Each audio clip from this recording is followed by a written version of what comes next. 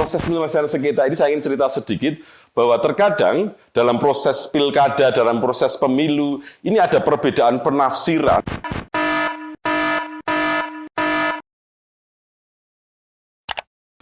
Assalamualaikum warahmatullahi wabarakatuh. Selamat pagi sahabat Bawaslu dimanapun Anda berada.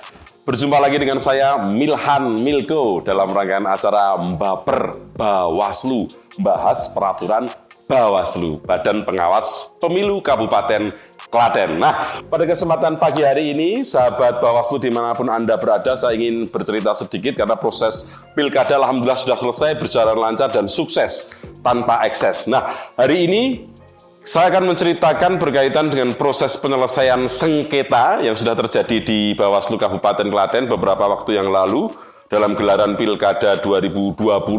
Alhamdulillah Bawaslu Kabupaten Klaten sudah menyelesaikan 2 penyelesaian sengketa antar peserta atau PSAP. Nah, di Kecamatan Jatinom dan juga di Kecamatan Tulung.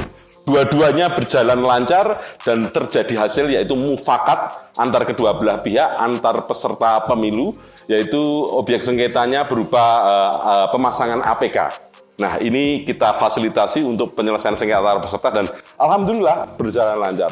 Seperti tema pada kesempatan pagi hari ini yaitu berkaitan dengan pemohon dalam penyelesaian sengketa. Nah, saya ingin menerangkan bahwa penyelesaian sengketa ini merupakan salah satu fasilitas yang diberikan kepada beberapa pihak yang merasa dirugikan atau merasa ada kesalahan tafsir dalam berbagai macam hal berkaitan dengan pemilu. Ya, ini saya ingin membacakan sedikit di sini.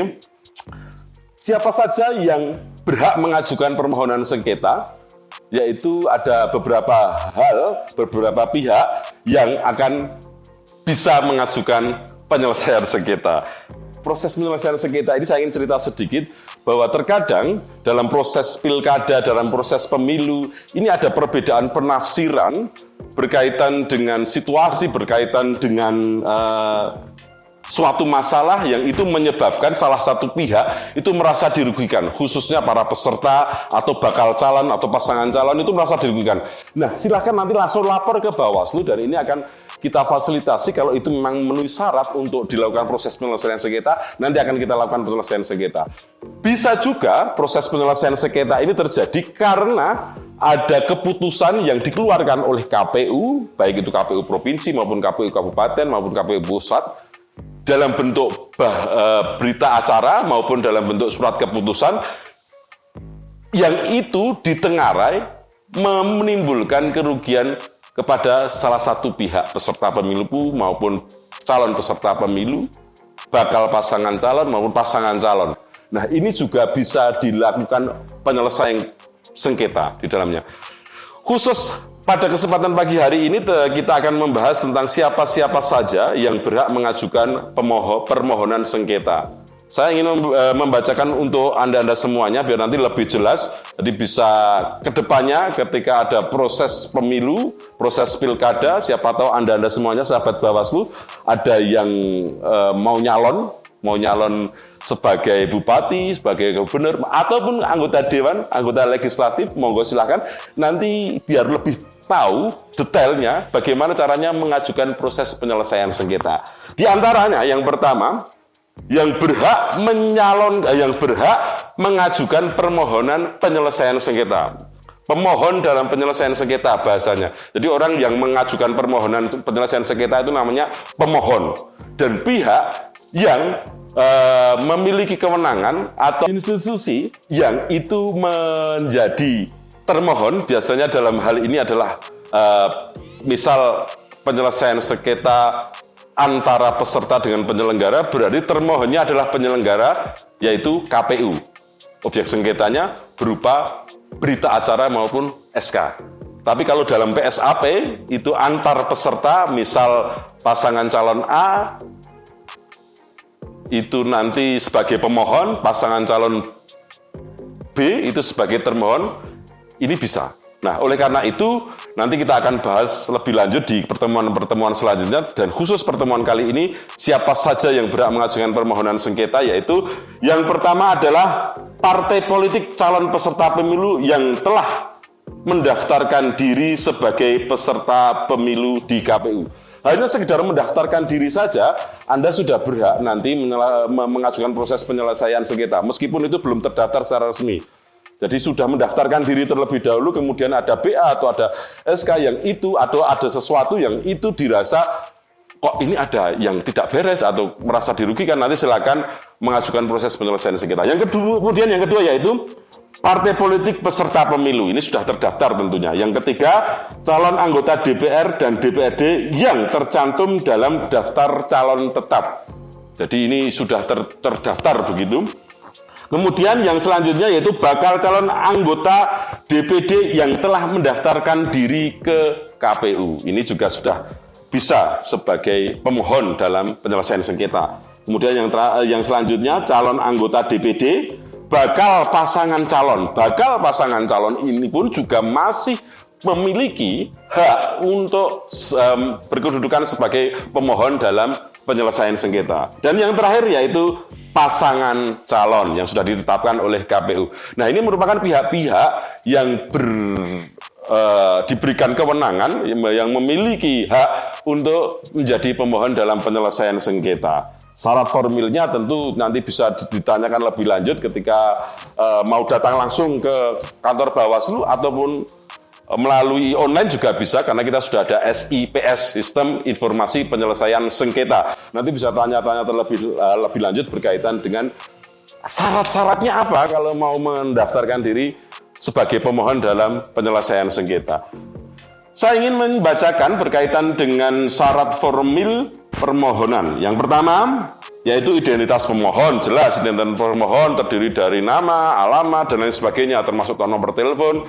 Kemudian identitas termohon. Identitas termohon yang seperti yang saya sampaikan tadi, kalau termohonnya ini adalah penyelenggara, dalam hal ini adalah KPU, maka harus jelas KPU mana, alamatnya di mana, dan lain sebagainya. Termasuk juga kalau termohonnya ini adalah peserta pemilu yang lainnya. Ini juga harus jelas siapa yang dituju, alamatnya di mana, namanya siapa.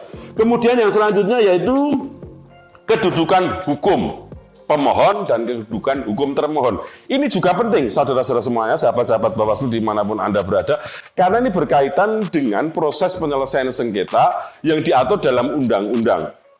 Jadi kedudukan hukum ini jadi tidak sembarangan orang nanti bisa menyelesaikan sengketa, hanya orang-orang yang sudah dinyatakan berhak dalam undang-undang, khususnya dalam Perbawaslu 18 tahun 2018. Jadi sudah ada ini siapa-siapa saja nanti yang berhak mengajukan permohonan sengketa atau siapa-siapa saja yang berhak untuk dijadikan termohon. Nah, ini harus jelas nanti syarat-syaratnya siapa saja. Kemudian yang selanjutnya yaitu uraian berkaitan dengan tenggang waktu pengajuan permohonan, karena ini ada batas waktunya yang diatur dalam undang-undang. Jadi nanti harus diuraikan juga kejadiannya kapan, terus kemudian ada kadaluarsanya kapan, dan lain sebagainya. Ini masuk dalam aturan-aturan atau syarat formil yang harus dipenuhi. Yang selanjutnya yaitu penyebutan secara lengkap dan jelas objek sengketanya. Nah, ini harus jelas juga. Meskipun nanti kalau Anda semuanya, sahabat-sahabat Bawaslu suatu saat ini menjadi pemohon, nanti bisa berkonsultasi, nanti bisa langsung datang ke kantor kami atau melalui sistem SIPS yang kita miliki, nanti bisa tanya-tanya dulu lebih jelasnya. Dan yang selanjutnya yaitu uraian alasan permohonan sengketa, proses pemilu berupa fakta yang disengketakan. Dan yang terakhir yaitu hal yang dimohonkan untuk diputus. Ini semuanya harus jelas.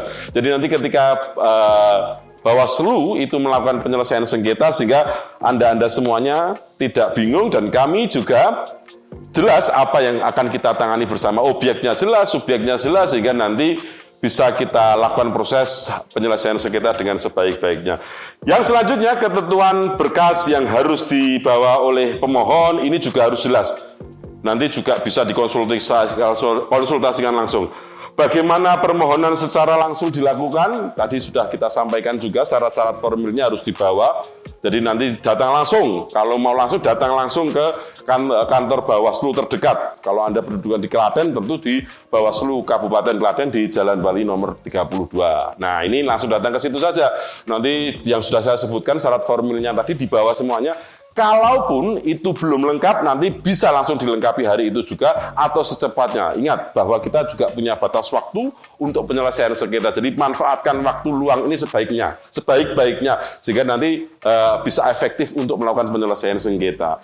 Dan kemudian bagaimana permohonan tidak langsung dilakukan, artinya bisa tadi melalui sistem SIPS atau melalui sistem online. Jadi nanti langsung komunikasi dengan kami dan tentu ini dari pihak kami Bawaslu Kabupaten Klaten akan secepat mungkin melakukan respon terhadap hal-hal yang berkaitan dengan yang ditanyakan oleh para calon pemohon penyelesaian sengketa ini.